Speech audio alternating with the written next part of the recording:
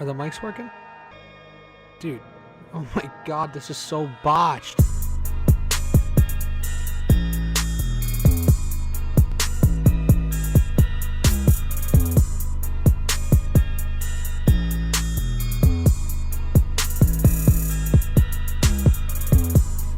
Welcome back to another episode of the BotchPod, the worst podcast in the world. Today we got a very special guest, Mr. CG. In a place to be. What up? Yeah, glad to be on the show for the first time. Yeah, thanks for coming, man. We appreciate it. So, tell the world about yourself. I feel like you're kind of an unsung hero. Yes. Born and raised. I'm born and raised in Buffalo. I make beats and I DJ. I'm also a collector, and I'm also a historian of the hip hop culture. Okay. Cool. Historian. Okay. What's historian mean by chance? That means like historian means that I know about about the rap culture like in about like 20, 30 years ago. Yeah. So if you I don't know if you ever follow on my page that I do these things about like any album or any songs or any facts about the what album comes out or any events that went down like at that time, and I just like post it like whatever I had copies of I collect physicals. Okay. And I collect anything I got, I just put them together. What's the most rare one you have? Most rare one, like the shit from the 80s and the 90s. Okay. Like which artist? Like, Oh man, like any any original pressings of any like original pressings of like whether it's from like Cold Chillin' or Death Row or anything, cause like nowadays they remaster and reissue in a different distribution. yeah. Right. And some is worth like 50 or 60 bucks. Yeah. Bucks, and then even now I got all the collections from Griselda. Okay. Every single one. Yep. Well, not all of it, not all of it because every time they drop the vinyl, they just I missed out, and then they've been selling it, and then a lot of my copies that back home it's worth for like a grand. Really? Yep. So this is something you've always been into? Well, hip hop and stuff. Well, yeah, I started it. Well, the fact is that me born 1990, it was such a it was something that I started when I was a kid, because that was when like you listen to that was the days of like you listen to the radio, and that was when radio was important back then, and you watched TV, news and video. That was when Euro TV Raps, BT, Rap City, and then Video Jukebox and Video Music Box was kind of you captured you had to capture your favorite music video or something you're interested to see on TV, and you had to record it. Yeah. No, yeah, it's different. Kids don't realize how blessed they are to have everything in the palm of their hands, just in a phone nowadays. We kind of experienced it a little bit growing up, but like not 19. I was born in '97, so Yeah. I got a little bit of the back end, but like more newer technology. But yeah, it's definitely different nowadays. So that's cool that you got into it like an old-fashioned way, as opposed to some of these younger kids nowadays who don't really have maybe an understanding for the art and the hustle and everything that comes along with it. Back in the day, Right. So, how'd you get into producing and making beats? Like, how old were you? How old were you? And like, what made you want to do it? Well, originally I wanted to be a DJ. Okay. Yeah, back then I wanted to be a DJ because being like a DJ, it was kind of like it was a huge culture like during the '90s and the 2000s. Like even though I was looking at like that was like I want to make my own mixtapes. Like back then, you make your own. Like even though back then they call it pulse tapes, but then like I used to go do my folks collections, and then like you played some songs that any popular records or any album cuts or any B-sides, because that was back when we used to buy singles through the cassettes or CDs, and then you and then you just you play them and you record it and pause and then go to the next collection. And like I did that from cassette, and then I did the same thing with once I was learning how to burn CDs. So I just kind of do my own mixtapes, and then I was kind of I want to practice out of like a scratch, and then I didn't get too far on DJ until a little bit later on. I can do a little bit, but I'm not professional on it, and then I that's still my brain. But what got me into producing, it was kind of like I had a brainchild to it since I was my teenage years, because that was when. That was when like I started paying attention to the sound, like the sound of music, because I didn't really like when I was growing up. Like cause I know that I'm not gonna be a rapper. Right. I have no ability, even to this day. I have ability to learn how to kick some rhymes, cause I know how to skills learn how to. Put together like the sound. Cause back then, especially in Buffalo, that who would I know that learned how to make beats? Cause I didn't know enough about MPC or SP 1200. Back then. Back then, and then all the time I was listening to a lot of '90s or 2000 music. I had to memorize how do they put these pieces together, and then once I started listening to a lot of underground hip hop, that was when it was so popular during 2000, and that's when I started that's where I kind of the development or discovered what my sound would be, even though I didn't really get officially to it until 2009 when I went to my cousin who was staying at the Virginia, got a studio, and I picked up this first record, and then he kind of showed me how to create a beat, and I made my first and only beat in 2009, and that was my start of my producing career. That's cool. I've always never really understood the whole audio or anything with audio and mixing and mastering. I've always been so intrigued by it, and just the pure understanding of knowing how to do it. I've always understood a little bit of video, but this audio is a whole nother level, and you got to really be there's so many different instruments involved with even making one simple beat, and it's so impressive. Anybody that is even a credible producer that can do that stuff. So I give you mega props for that. I've always wanted to understand it, but I've just been, I just get overwhelmed with all the factors involved with it. Right.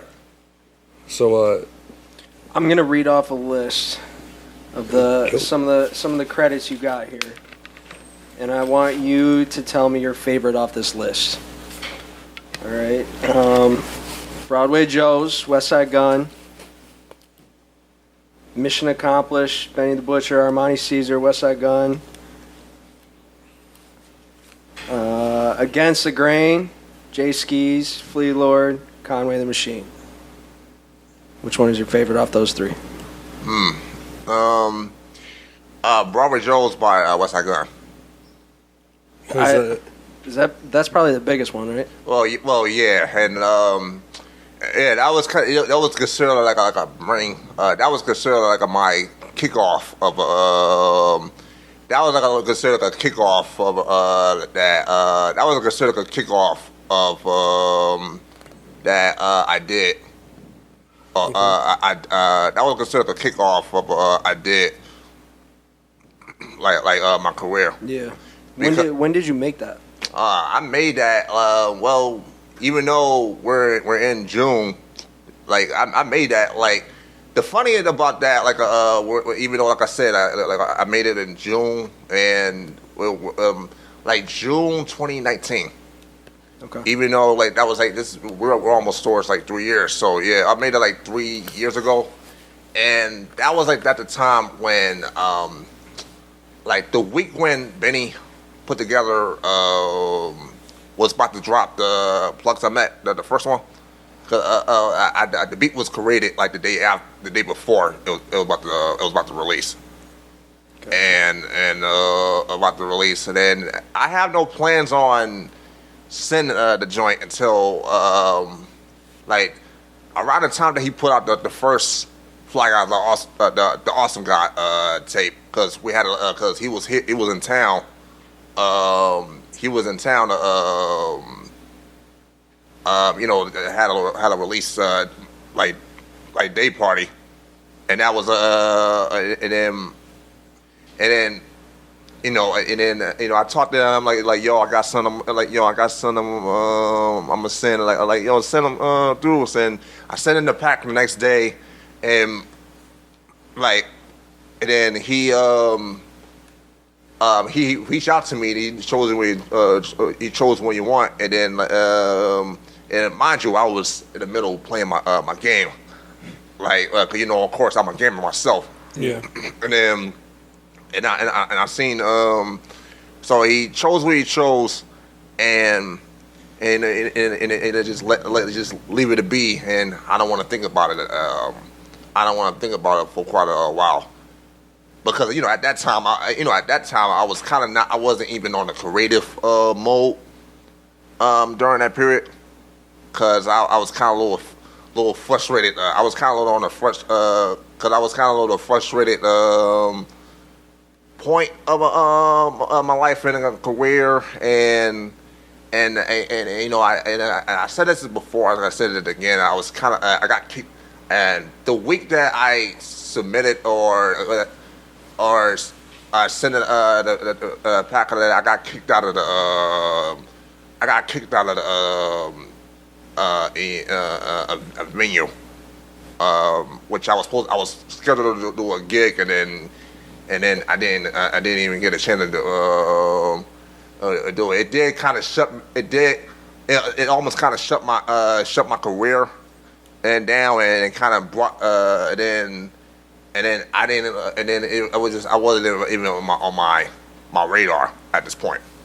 Right. And then once I heard, then around like a month later, and the week I was getting ready, I did a gig, and then I didn't hear the song until a year. I hear the song when I met up with him. But this is the day that he had his own day, Westside Gunn Day, August 28th, and then that's when he pulled up the phone and heard the song, and I was like, I had something. And then, mind you, nobody knew I had a record. I kept this whole thing to myself. Just stayed in silence. Yeah, I did say I saw the whole time. Cause at this time I was focused on my second album at the time. Like Classical Gifted, which is that's also what I was focused on my second album at this time. I didn't even think about doing any production placements at this point. I did a little bit, and then I did a little bit like around like my crew. Crew, because I'm one half of Green Giant, and I did some stuff with this guy Genesis, but then like doing something, because at this time, this is when Griselda was not even on the hottest, because they were just coming off from like this is at the time they dropped Fly God and Everybody's the Fool, and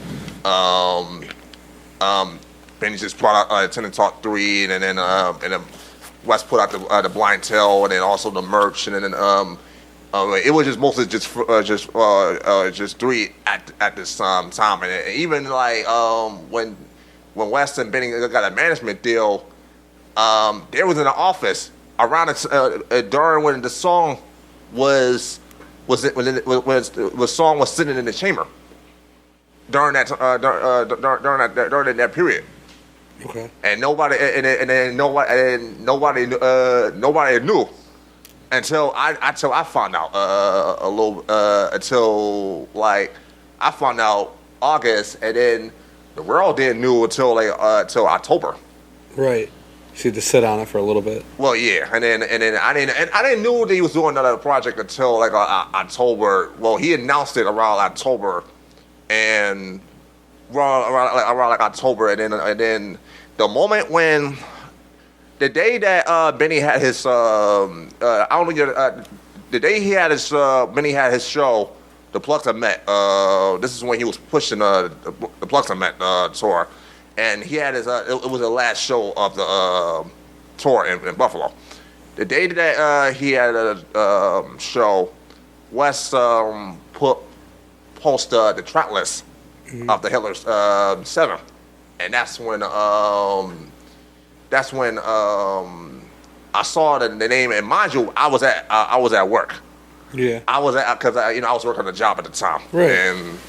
And I was working a job, and then I was about to be coming back my break, and then I seen my name on like on the caption, and then I seen it, I posted, I'm like, that must have been the best feeling, right? Yeah, it was the best feeling because like it kind of like it did kind of resurge my not only my life but also career.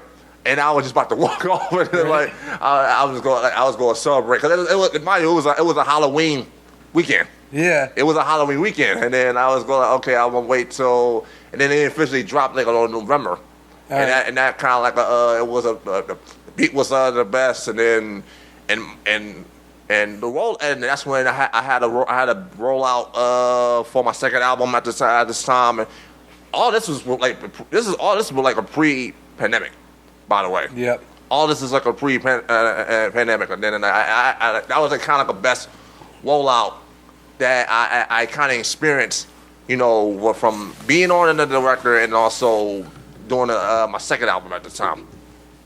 That's got to be seriously like one of the greatest feelings, knowing like that all this hard work, and then you finally get there, and then you see your name, and it's just, hey, I told you, fuckers, I told you. And let's not forget the Billboard. Yeah, exactly. And then also I was on the project I was on. It was on the Billboard because I spent a lot of time in New York City. Mm-hmm. Then because he had a show at the Westside, West and Rock Marcy. This is like 2 days before the Christmas. All right. And that was like one of the last shows I went to see them. This is like prior to when COVID hit. Yeah. And then I was around that holiday weekend. That I was there, and I did witness the Billboard. That's awesome. Yep. It's gonna be great. So you said earlier, I don't want to get too off topic here, but you said earlier you were gaming. What were you playing? What do you play? You're a little gamer, you said? Yeah. Most of the time, like I'm an old school gamer. Okay. As in, what do you got for old school? What games? What do you do? What do you play on? What's your favorite of all time? Mine is Sega Genesis. Sega Genesis? Yeah. That's OG. Yeah, that's real old school. I got some old games in collection in my bedroom right now. Okay. Yeah, I got some like bedroom. I got not all of it, but I got all the classics in my bedroom. That's awesome. Yep. Cool. I mean, I missed that by like 4 years. Yeah. I missed that. You missed it by like 3. I was gonna say you were in perfect time for like when video games were really starting to get into the groove. You're the age. You're the kid just running around playing. Yeah, that must have been awesome. I was like, well, that's not the only thing I got, but I got like I got Nintendo, the original Nintendo. I got Sega Genesis, was like I said it before, and then I got Super Nintendo, and I got all the 4 PlayStation from 1 and 2 and 3 and 4. I still haven't got the 5. The 5's hard to get. Yeah, the 5 is the rare, and also they didn't have enough. They really have enough in the gaming collection. Yeah. No, not yet. No. They not still by have any means. they haven't not one gaming collection because they still had to catch it up with the 4. Yeah. So you're in touch with that? You still play a lot? I On your downtime? Well, when I'm not gaming, when I'm not making beats, I gaming Right. most of the time, and then like I just my last game system I bought was the Nintendo Switch, Okay. which I do right now because Those are- I like the Nintendo Switch because I can play it on the go. Yeah, right. It's fun. Yeah. It's something to kill time and also like just get your mind off things, stress reliever type thing. That's what I found. Well, I do gamings when I play. I always play like a music where there's like a rap or beat tape that I listen to. I just like kind of like sit in my bedroom like just play it, and I just like just chill and get my little what's my agenda for a day, and then Right. and I just like kind of whatever what's my mood. Yeah. I've personally found like with me, like if I ever get onto it anymore, I don't have much time anymore, but if I do, it's just kind of like if I get overwhelmed with something, like I'm working on something, can't figure something out, and I just want to kill, you know what I mean? Just relax the brain for a little bit. Just hang out. I think everybody has their own vices, you know? And also that's part of my also being a gamer is kind of it's like my style, like Right. as far as on the production, because it's part of my production because I've been having my gaming expert since the beginning when I do music because music I do like sound clips and I do like bits and I sample like video game soundtracks. Right. Even when I play, cause the soundtrack is fucking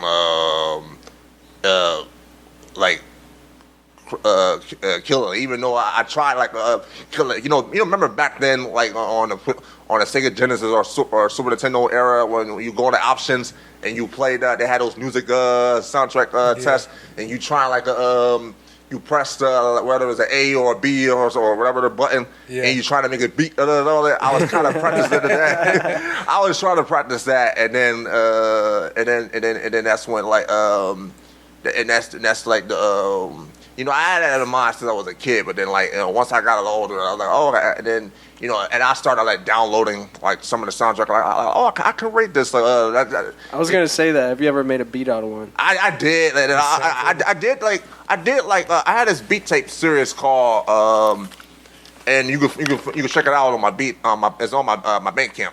It's called The Reset Button. Okay. Yeah, the reset. I did like all 3 of them. All right. Yeah, the reset button is nothing but like video game soundtracks. It's cool. It's creative. You know? Yeah, which I flip like even though it's tricky as hell that I can do it. I did that like prior and after when I got my MPC, so I could just capture like the. And then just tricking and make it sound like I'm on my own twister, cause I started that when I used to listen a lot of other producers that can do the twist, but shit just sound corny. Yeah. And it'd be sound like corny, and then let me see if I can do my twist. Uh-huh. I did so much better than like the other motherfuckers that I didn't do that soundtrack. No, that's cool. It's creative. I feel like Westside Gunn has such a unique sound. Was it hard to like make that beat for him? Like, I don't know, or is that just your style? Well, I did. Well, I didn't. Well, whatever I do. Well, after I did Robert Jones, it's like I could do my own sound.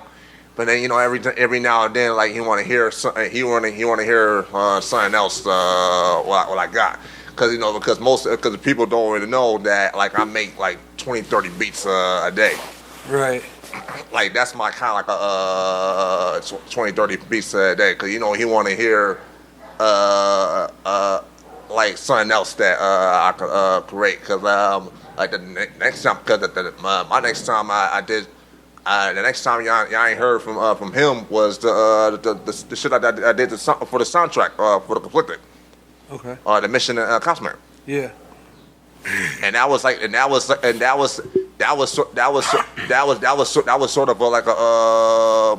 like unexpected. That was sort of it was more than the dopest thing that I did, and it was a dope that they hear Monty Caesar and also his cousin Benny on the record.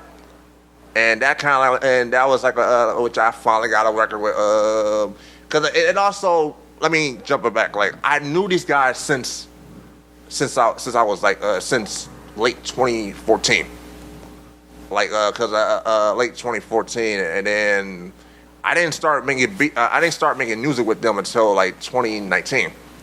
Well, it was West first, then it was Benny, and then in the last Conway.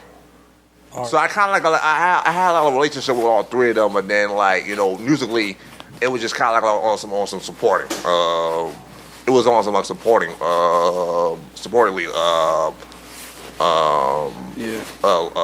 Because I'm always there whenever they have shows or wherever they had to like pop up, and wherever that like they did around. We just like when we just bumping like mostly I just been bumping heads on Benny and Conway, not so much on West because he was in because he stays in Atlanta. Right. You said you were just down there, right? Is that what you were saying right before we started? Oh yeah. So let's talk about a little bit about that. How was that? What'd you do? Oh man. Well, 2 weeks ago I just had it was my birthday. Yeah. And then it was my birthday, and then because that was at the time that Griselda was on tour, and the Clear's Back tour, and that was like because that was actually my first time seeing them on stage because I didn't even see all three. I haven't seen all three of them. Well, either three of them on stage, big stage, like in 3 years, because the pandemic, and then like they came back, and then I didn't even see it because my last time I seen Benny on stage was at the Showplace. The weekend I told you about when they announced the Taylor 7 track list. Yeah. And that was my last time I seen them. Well, I see him on stage. And it was kind of odd that it would be my last time I seen DJ Shay on stage. R.I.P. Shay. My last time my last time talking to him was a couple of weeks before. Right. Well, last time I saw him on stage was when was on stage, and then also my last time I saw West and Conway is on stage was one that I told you about the New York City. So so I went down to, so me being on the show was like, shit was kind of a little bit mad different because that was when West started adding more members to the Griselda, and then Benny pushing BSF, and then Conway started the drum work. So the show presence was mad different. Right. And then other shows. So I kind of saw that how they versatile their set. Yeah. And then I got I was and last 2 Thursdays ago I had the bus. I had the Greyhound over there. Okay. And that was a worse. That was a fucking worse experience. And then it took me a day to get there, and I got there like Friday on my birthday. Yeah. And I chilled. At this time they had a show at DC. So they had to come back and there the next day. So I kind of chill out, get my little mind together and see what I'm gonna do. So and then the next day, it was also Rick High's birthday too, because me and Rick High got the same birthday. Really? Yep. That's We're both May 20th. Okay. So that's a little fun fact. Yep, we're both Taurus on the same day. Okay, that's cool. And then I end up the next day, and I end up on Saturday, the day before, a couple hours before the show, I end up kicking with at the house on the big BSF over at the Atlanta, and I was just kicking for a bit, and then I had to get escorted you know, to make sure I get my pass and all. And then Right. I got the artist pass, and that was my very first backstage show experience. How was that? Awesome. Oh, it was like I feel like I wish I was on tour. Right. That was like man, if I was on tour, I wouldn't be on here talking to y'all about now. I'll be out there because you know right now they got a show. Right now they got a show in the San Francisco. Okay. Tonight. It's traveling the world. Who Yeah. knows though? You could get there one day. I mean, you got one foot in the door. I feel right. Well, yeah, and then I'm trying to do more. Whether it's I'm with them or whether I'm with them or whether my crew I'm development with this bar association crew. I'm pushing too. Yeah, that makes sense. Yeah, Which is I want to get to that also. Yeah, and then so like I do have a lot of experience, like you know. So the show was great until somebody. So the show was great until somebody got their ass whooped, and then almost like around the end of the show. Really? Yeah. That was wild. Yeah, it was like somebody threw the shoe at Benny, and I was on, mind you, I was on stage. I didn't see shit. Like I had, you know, I think I had these on, like Just vibing. yeah, I was like, these on. The lights was so like dim. I didn't hardly even see it. Like, it was like a top. It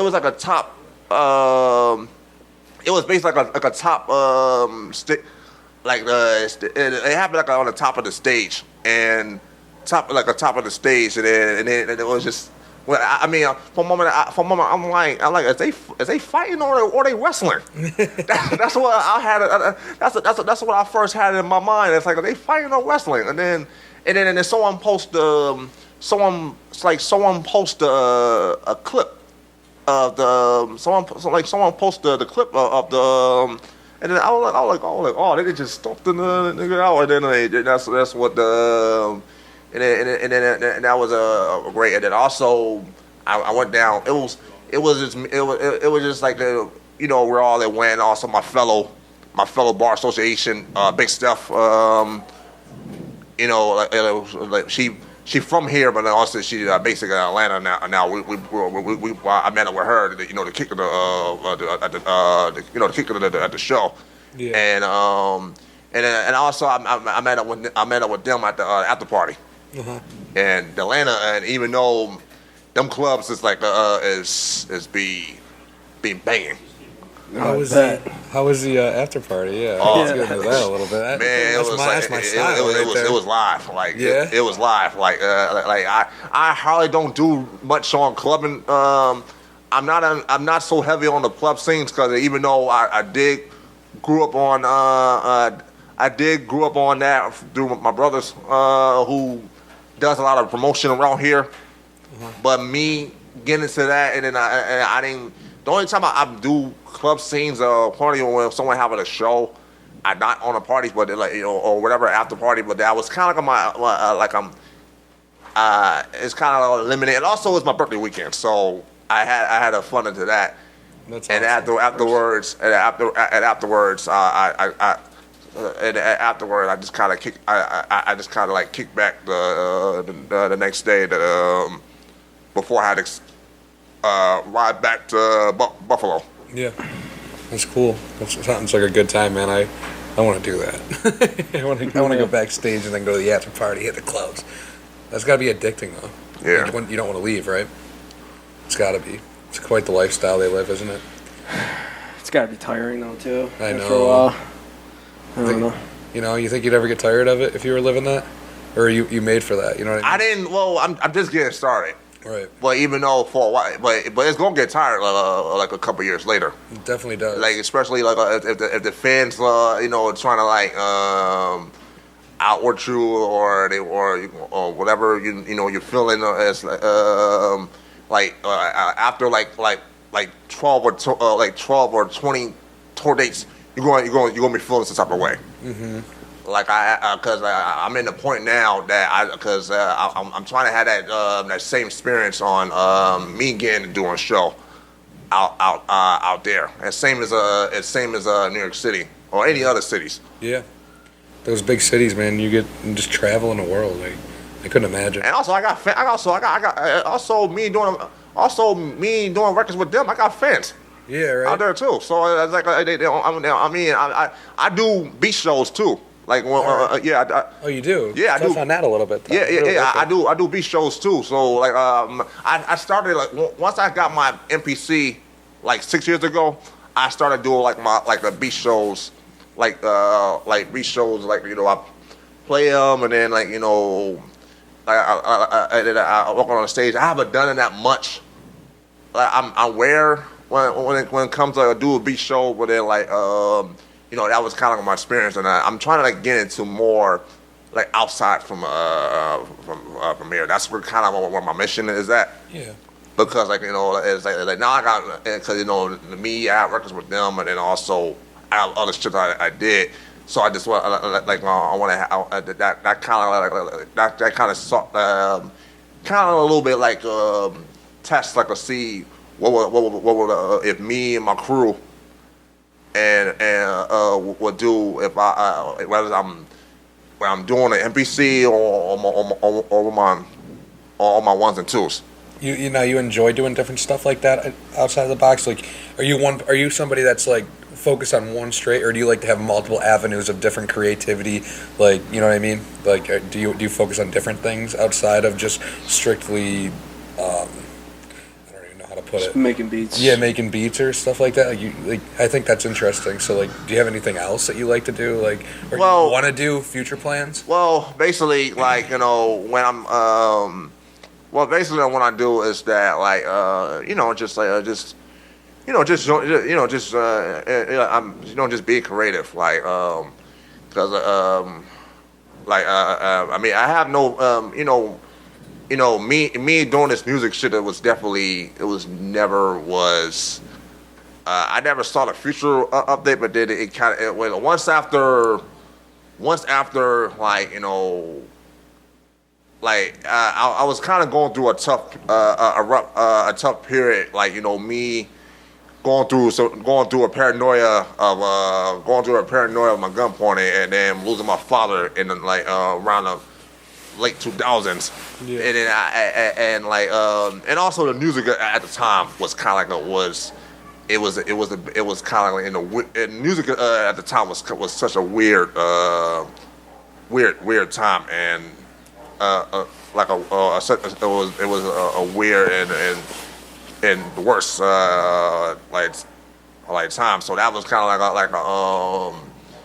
I never really saw the prediction of it, but then once I tried it with this 9 to 5 shit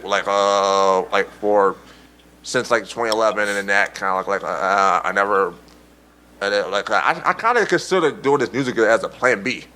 Right. Like the whole time I was in my 20s, I kind of considered I did this like as a plan B. Mm-hmm. But it makes sense. It's like I feel like a lot of kids, like even us, like that's kind of, I mean, not a plan B per se, but like, and it's an extra hobby that like we take up, and if it takes off, you know what I mean? Like, you never know when you're gonna have it or when it's gonna happen. So what was plan A for you at that time? Like plan A, I was going to be I used to go, cause I go to this school, some school on Tonawanda called, now it's Sketchville. It's called Summit Academy or Summit Educational Resources, or now the Summit Center. Okay. It's like a special education because I had speech impediment. Yeah. So it's like a special education school. Like I spent most of my childhood like there, and then I had skills on computers. Right. I had experience. I had experience on like doing computers. In childhood. I was like one of the first kids in the neighborhood that had computers before anybody knew about it. Like because my father at the time, God bless, He was he was he was in he was the board president of the BCTV. Okay. And also he's the cameraman too. So he had all this like technology equipment was laying out of my house. So you kind of grew up with like an early understanding before you had the access to like a lot of this technology stuff when it was first coming out, before a lot of your peers or friends or anybody really growing up around you. Right, and That's then cool. I knew about this media shit before all this. This was like the 90s. Yeah, so you had a mega head start. Yeah, so it was like a 90s. Like it was I was totally ahead of my time. Like all this technology shit. Like it was so. I knew it because I don't do too much on like computers at school, but I could do this at home, and even with the internet too was totally. The internet back then was not easy to get access. No, because that was like something. That was like you get yelled or cussed out at like get off the internet. Yeah. So it tied up the phone like. Thank God for Wi-Fi though. I think we all can be thankful for Wi-Fi. Everybody in agreement. Everybody has to be in agreement with that, unless you're living in the woods. Yeah, that was like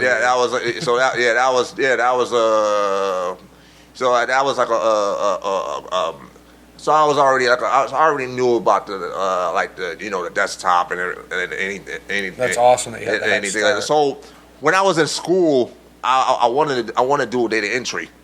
Okay. Like, because I type like fast. Like I type like I spend most of my time. A lot of kids that you play outside, you do that. I did a little bit, but most of my inside, like where I'm not playing a game or watching TV, that I'm always in the computers. So I type in like my typing. My parents, kind of saw know I had skills, and I wanted to make it as a job. But then at the time, like there was a lot of things that kind of like a lot of skills I wanted to make as a job, or I never saw that I could make it of it, but it was something like I could just do. And that, I want to work in the office, even though nowadays that you just want to work from home or something like that.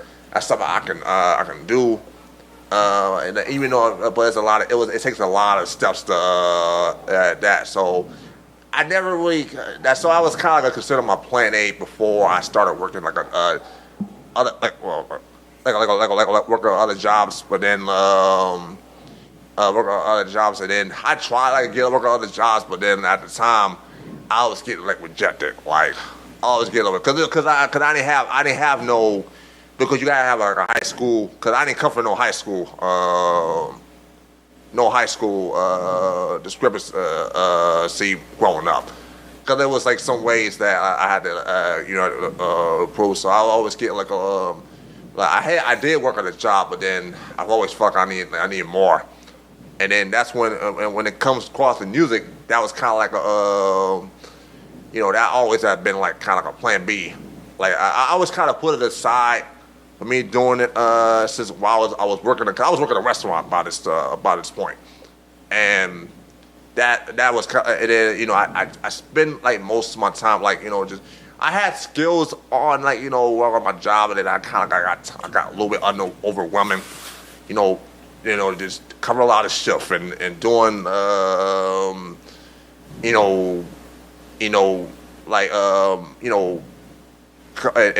then take a lot of hours. Even though I want the money, but then but I was kind of my confidence at the time at this point would kind of go overwhelming, and then I just kind of kept on making beats, and I kept on making I keep on reminding them that I make 3, 4, 5, 6 beats a day, whenever the emotion I get. Right. And then and then I started after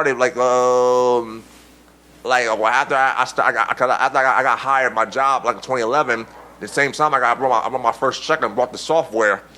And then, I got so busy on doing that, and then I kind of I never really saw how, I never really thought I can make make this as a career, because at that time it was fucking impossible, especially coming off or started hearing the sound that I want to make because this is this is during like especially we were just coming off from the ringtone and snap era in the early 2010s. Yeah. Which I was totally hated it. And then also LimeWire era was coming to end. Okay. LimeWire I era was there for that era. Yeah. LimeWire era, because once I start making beats, the LimeWire era will start coming to end. Oh. And then I started like making. And I don't know nobody who would get to it, even though Conway and Benny was already making noise here. But I wasn't interested in doing Buffalo music at this time. But what got me getting into it was that that's when I started doing this. I kept making it, and then I knew the sound I wanted to be, but it just that like I had to make I gotta have somebody to start like who would create my sound, who would get to my sound, and then me getting to working on the and then who would my first person I approached was this guy named Brennan, who he owns the studio called Bridge Studio. Like you probably saw the name or all over the internet. Yeah.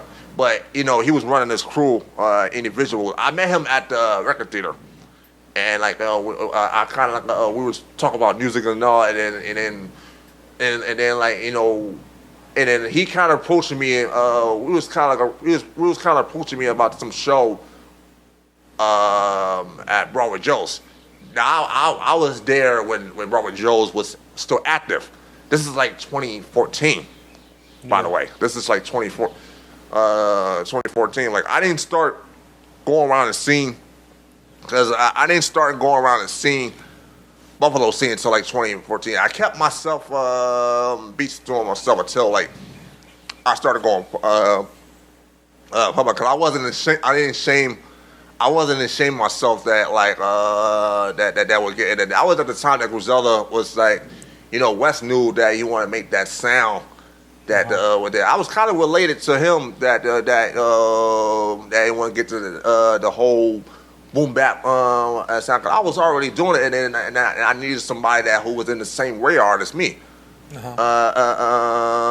then I found like other people that was on that the hip hop radar, and then I was like, and also that kind of gave me confidence of me doing this my first album, The Research. Okay. And then you could listen to it on our platform, and then because I like 5 years ago, 7 years ago, I start The Research, and I put it out 5 years ago. All right. And that was like I did the research, like trying to figure out what's the Buffalo music is like, back then, and then also from people starting to get to know me, who CG is. So that's what kind of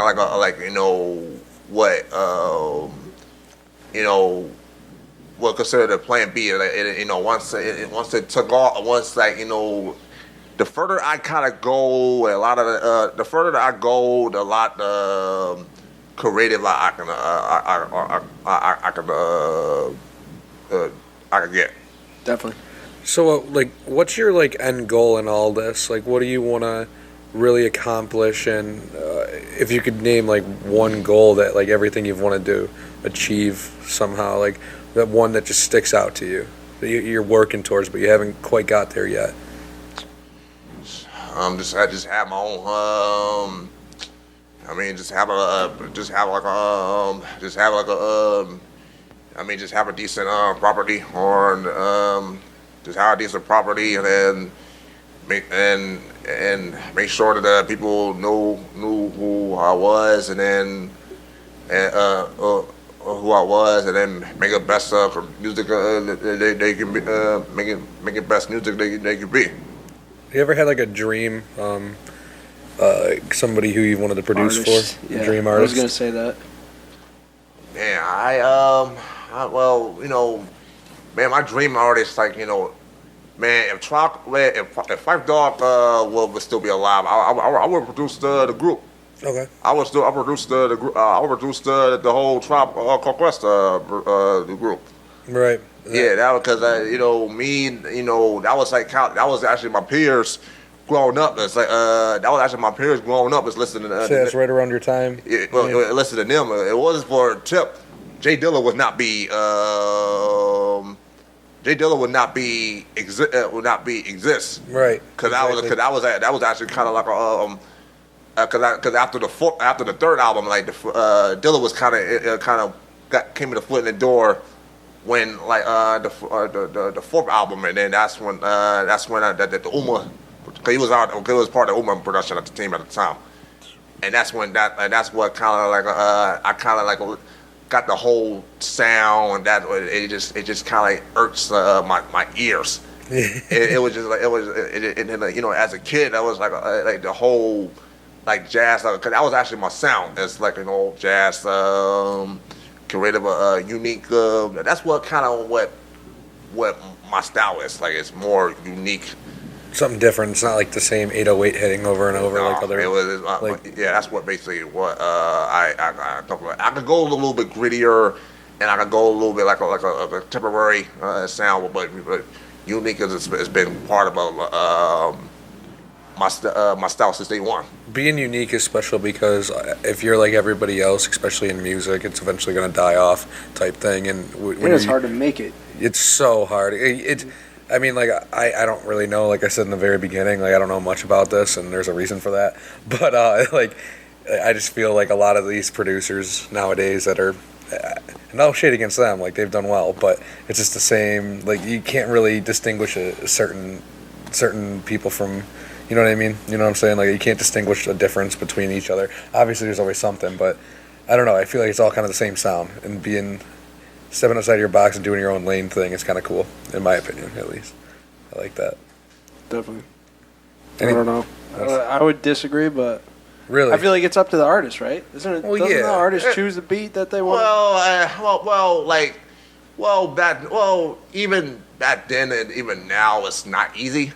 Because whenever I send a pack, it's like they get a little, they see that they hear what they hear, they see what they see, and then like, because I'm not really aiming beats to just hear in the clubs, because I really don't do much on doing shit for the clubs.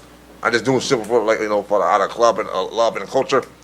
Yeah. And because I was never, that was never my goals. Is it that just make it for the radio, even though it's something because at that time I was getting tired of radio.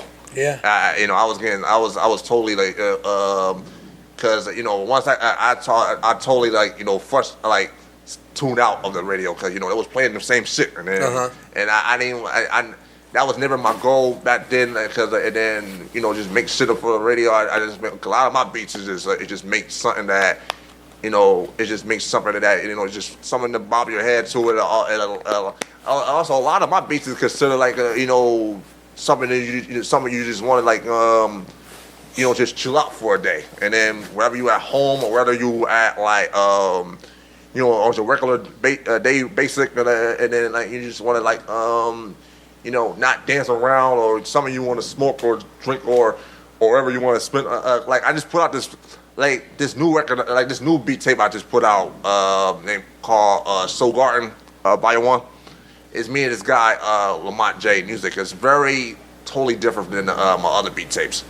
Okay. Yeah, because me doing the drums and him doing like keyboards. Him doing the keyboards, and then we just put you go hear all of this like elements.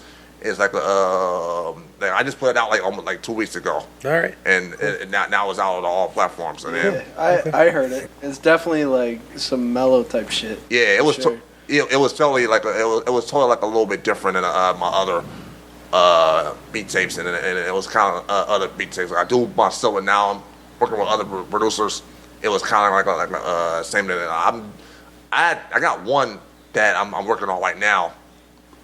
With this guy Deuce Ellis, who was born here, based in Brooklyn. Like it's called Green Herb Barrels. It's like Green Herb Barrels is like a production. It's like a production album. Like me, Deuce doing the beats together, and we got like and we put this out through Fat Beats. And Fat Beats, for those who don't know, it used to be a record store, but now it's like a label distribution. And we got like a mad artist that's on the album, like Razzcast, Skyzoo, Tragedy Gaddafi, Mussolini, Planet Asia, China Streets, and I got more people on to that, and then that's basically what so that's basically like so that's basically what but I got like more dream artists that I can't think of the top because that they started paying attention to what I did because of Griselda. That's good though. Definitely. That's good. We're getting there. That's some love from the city for sure. Oh yeah. Is there anything else before we wrap up of like you want to like you're working on anything you want to like promote or like anything you got in mind for in the future? Well, of course I got like the Green Herb Barrels the album Two Sellers that we're almost done with the tape though. Like we've been working on it since like almost a year ago, and Soul Garden Volume 1 with My J Music is out now, and Pride of the 90s with Genesis, which is we just put the album which we're almost done with that album, which is coming up soon, and also be a lookout for my crew, Bar Association, which is Beats Art the Rhythm.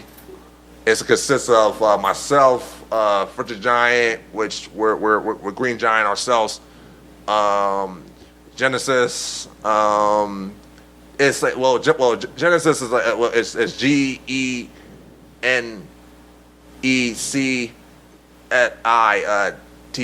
Okay. And then that's the and then Mizark, and then Salsa Artists, Big Step to You, and Rupert's Cube, and Mike Cassell. Okay. Yeah, that's a collective. That's a collective I've been pushing, and then I got a lot of, I'm working on music with them, and hopefully the album like later this year, and then I got and probably gonna hear some more. Shit with the Griselda, because I just sent more pack. I just sent more pack with Wes. Cool, good. And then more pack of like you never know what, cause the fact is that we never had no conversation.